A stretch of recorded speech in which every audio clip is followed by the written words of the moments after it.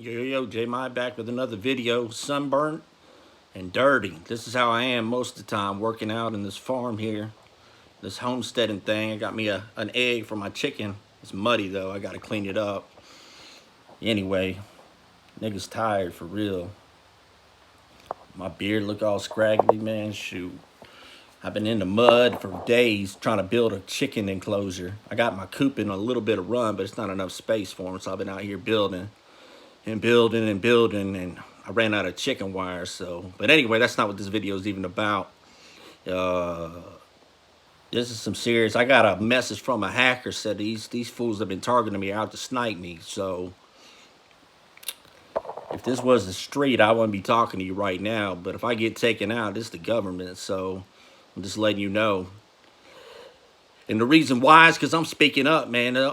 If you don't see what's going on with this coronavirus and all these new moves and stuff like this, man, even these I like to look at this legislation they're passed, and I like to read all the tack-ons and add-ons to these bills and see what's in there, how many CEOs and how many rich people are getting tax breaks and write-offs and stuff like that for all this thing. This ain't about helping out the middle American. They trying to crash the economy, man. They trying to hurt your pocketbook. This is a move. This is a power move by the rich and the elite to rob you.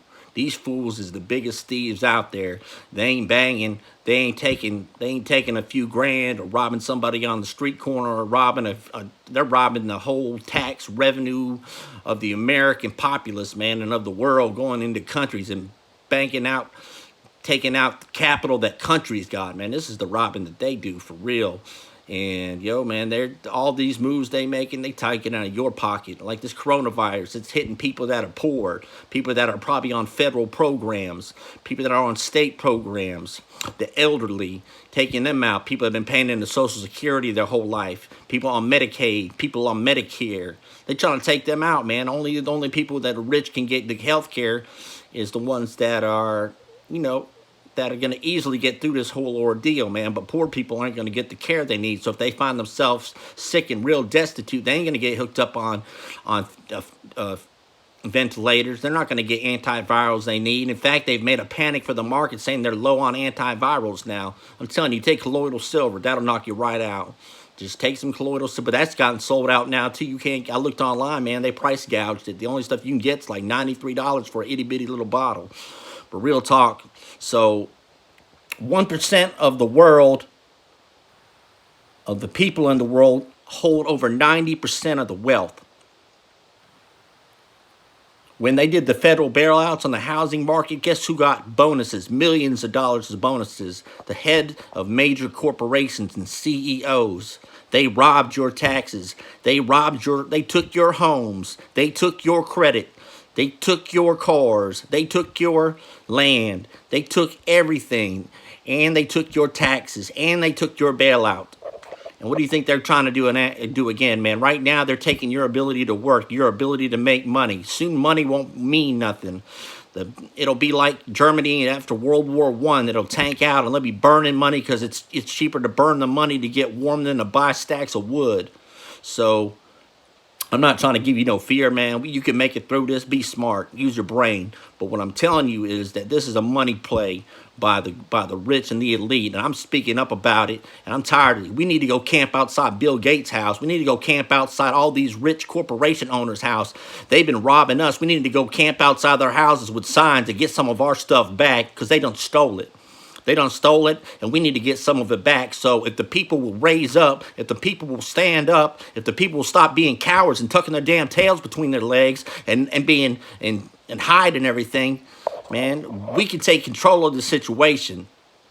But I doubt that happens. I'm isolated. I'm targeted. There's not much I can do, man. They've cut me off and confined me to an area. And I'm in prison. My homestead is a prison. It might be a nicer prison than you have in a 10-by-8 cell, but it's still a prison.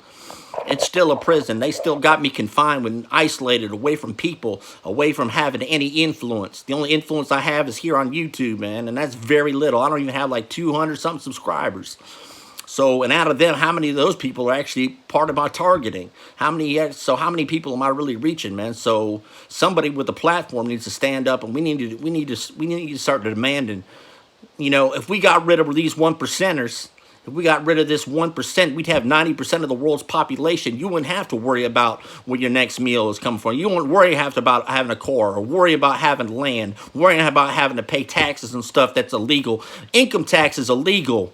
Property tax is illegal. It's against your Constitution. The Federal Reserve is illegal. It's all illegal. It's all against your Constitution, but yet it's running rampant, and it's and it's the thing that controls the land, and it's all illegal. It's all against it's all in your Constitution, but yet right there it is.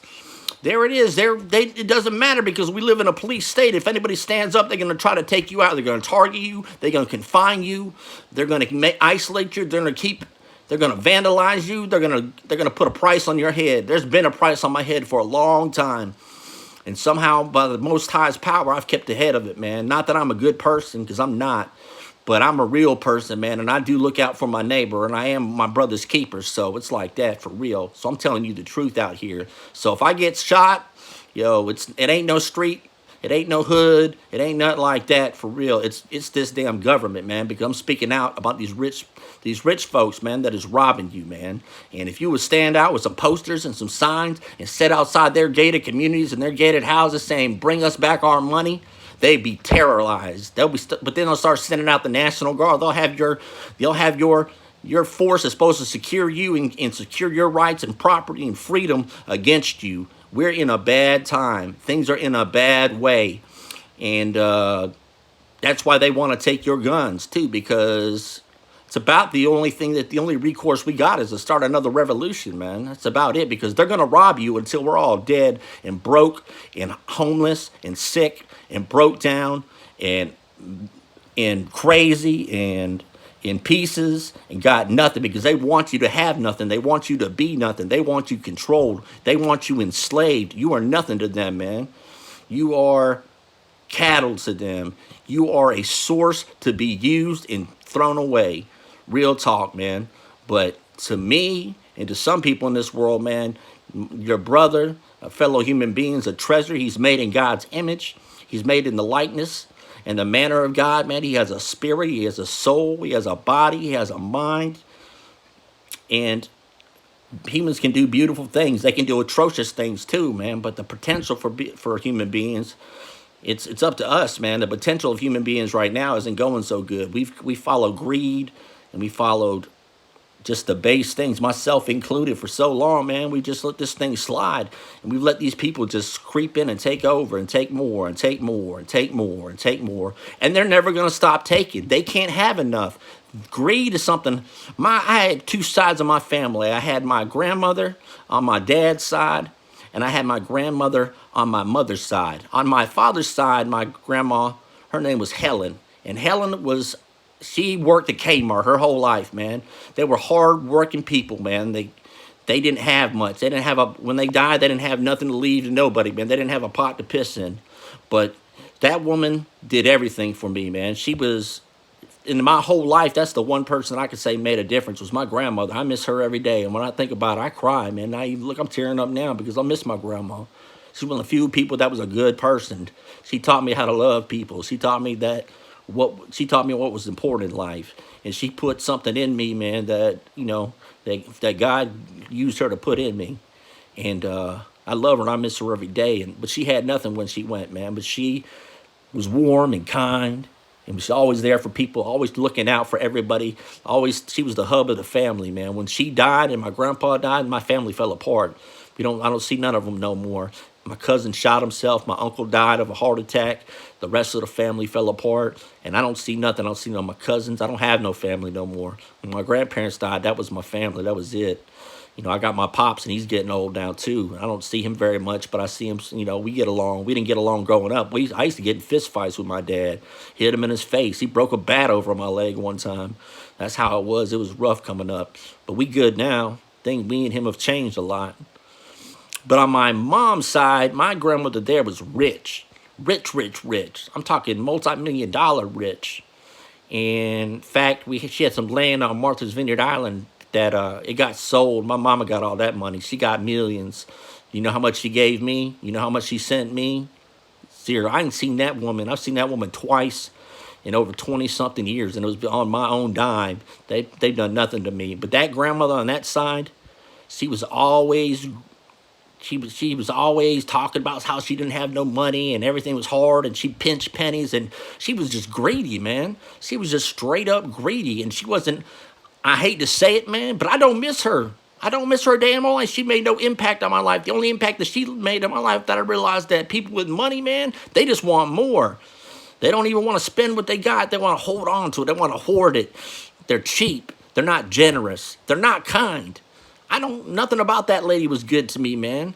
She made me feel bad about myself my whole life, man. And I didn't do nothing to her. I was just a kid, but she didn't like my middle name because she didn't like my dad. So she treated me like scum my whole life pretty much, man. Made me feel nothing. Made me feel like I wasn't important, like I was small. And I wasn't loved by that or really accepted by that side of the family. And she had millions. And then my other grandmother had me nothing, man. She let me know that I was loved and I was special. And if no one else cared, she did, man. She was there for me and my brother, and I'm alive, and he's alive today, probably because of my grandmother. And I miss her every day. So there's two sides. There's a legacy you can lead. And I realize what these rich people, man, that's the legacy they lead. They can't get enough, man. They can't have enough, and they will do whatever they can to take what you have too. They don't care about you. They don't care about fairness. They don't care about distributing. They don't care about your needs. You think that the military spending and all these wars, they care about national defense and they care about the safety of this country? No, man, they care about the military industrial complex moving dollars, man, because it brings in trillions and trillions of dollars. Think about jets and aircraft carriers and weaponry and armored vehicles and tanks and Apaches, and think about how much money they make off that stuff, man. Just even the uniforms. There's a new uniform for every war. Think about the money those people make just making uniforms. A uniform for a soldier costs it's like $50 for the pants, $50 for the top, the hat's like $20. Then you got to get all the accessories. It costs you like over $200, $250 sometimes to get a whole new set of uniforms, and that's not even your boots. Boots can be like $150, $225 a pair of boots. You think they're not making money off that? They don't care about national security. They don't care about your safety. They care about making money. They care about robbing your tax dollars through the military industrial complex to get more of what they got. And that's what these fools are. And that's these fools that is robbing you. And that's these fools that you's up against. So why don't you realize that you're in the middle of a war? You're in a war whether you like to be in one or not. And you better start fighting. You better start sitting there with, curled up in a ball like a bitch. Start fighting. If you got a platform, if you got access, if you got the ability to make a difference, make a difference. Stop sitting on your ass. Do something. Do something. Because the rest of everybody else here is suffering.